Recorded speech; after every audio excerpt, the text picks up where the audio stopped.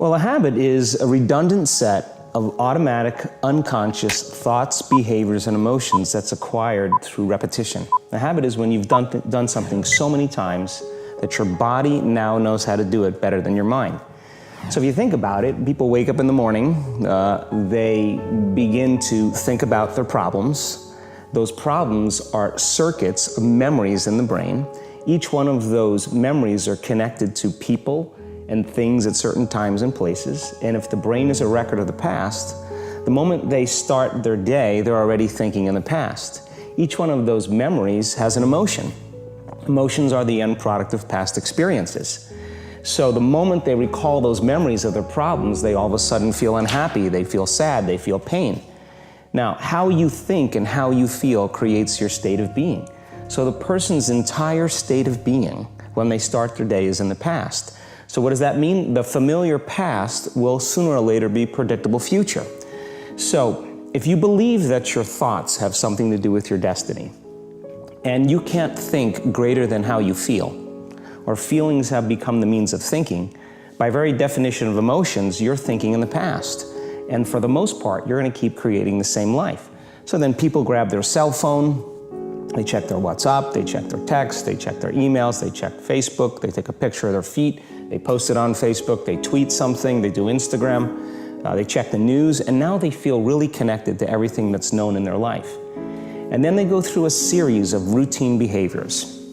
They get out of bed on the same side, they go to the toilet, they get a cup of coffee, they take a shower, they get dressed, they drive to work the same way, they do the same things, they see the same people, they push the same emotional buttons, and that becomes the routine, and it becomes like a program. So now they've lost their free will to a program, and there's no unseen hand doing it to them.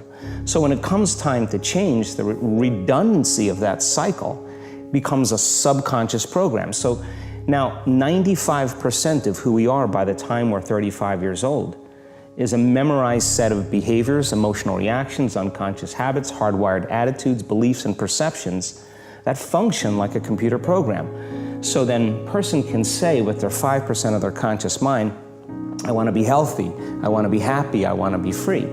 But the body's on a whole different program. So then how do you begin to make those changes? Well, you have to get beyond the analytical mind, because what separates the conscious mind from the subconscious mind is the analytical mind. And that's where meditation comes in, because you can teach people through practice how to change their brainwaves, slow them down. And when they do that properly, they do enter the operating system where they can begin to make some really important changes. So most people then wait for crisis or trauma or disease or diagnosis. They wait for loss, some tragedy to make up their mind to change. And my message is, why wait? And you can learn and change in a state of pain and suffering, or you can learn and change in a state of joy and inspiration. And I think right now, the cool thing is that people are waking up. The stronger the emotional reaction you have to some experience in your life, the higher the emotional quotient, the more you pay attention to the cause. And the moment the brain puts all of its attention on the cause, it takes a snapshot, and that's called a memory. So long-term memories are created from very highly emotional experiences.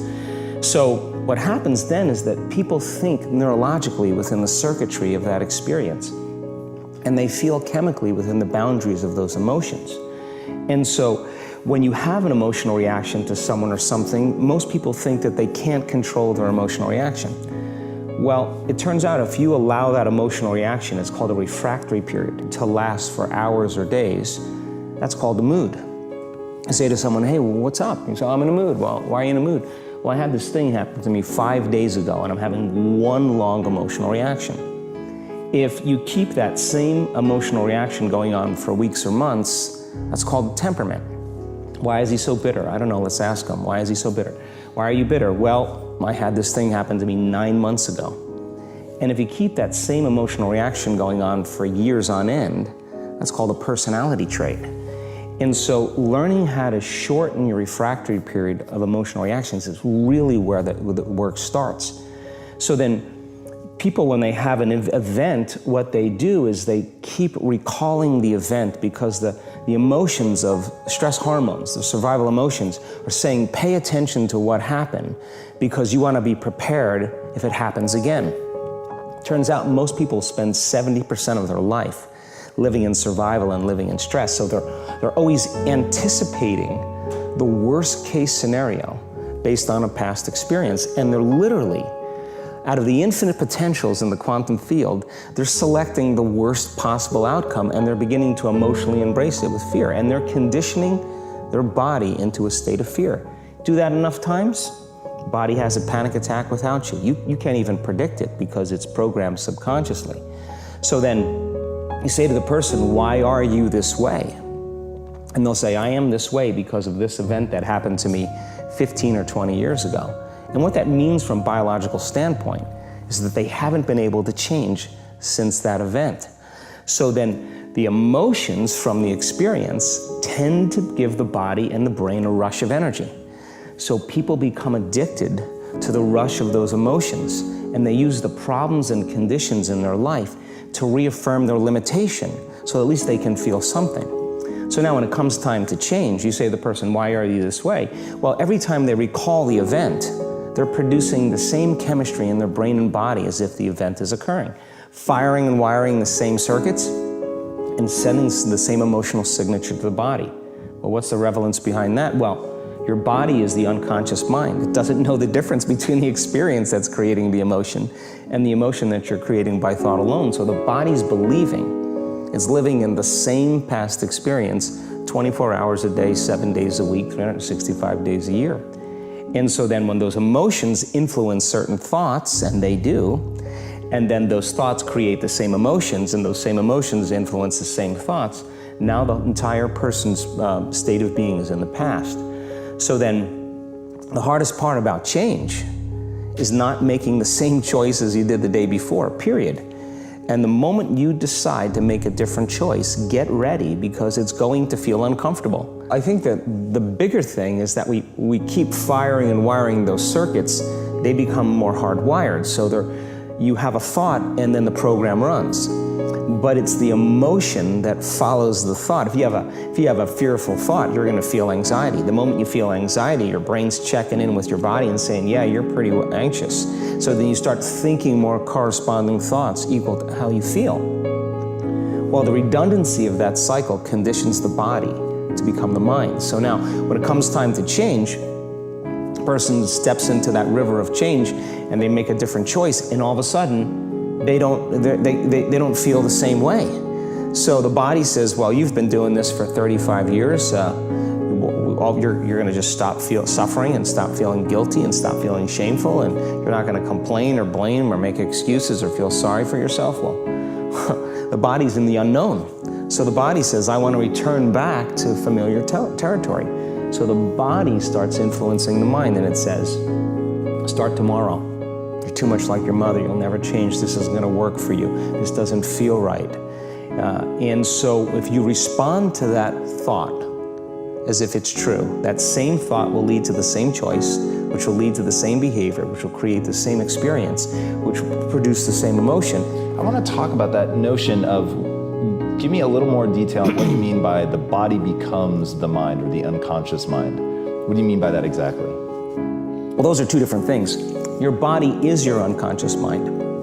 In a sense, if you're sitting down and you start thinking about some future worst case scenario that you're conjuring up in your mind, and you begin to feel the emotion of that event, your body doesn't know the difference between the event that's taking place in your world, outer world, and what you're creating by emotion or thought alone. So most people then, they're constantly reaffirming their emotional states. So when it comes time to give up that emotion, they can say, I really want to do it, but really the body is stronger than the mind because it's been conditioned that way.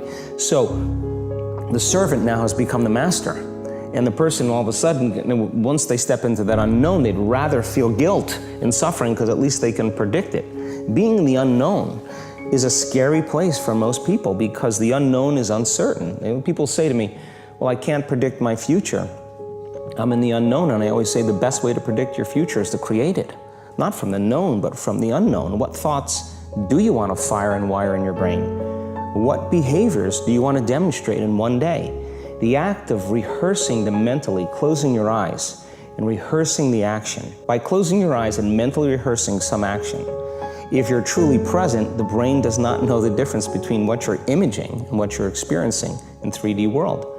So then you begin to install the neurological hardware in your brain to look like the event has already occurred. Now, your brain is no longer a record of the past. Now it's a map to the future. And if you keep doing it, priming it that way, the hardware becomes a software program. And who knows, you just may start acting like a happy person.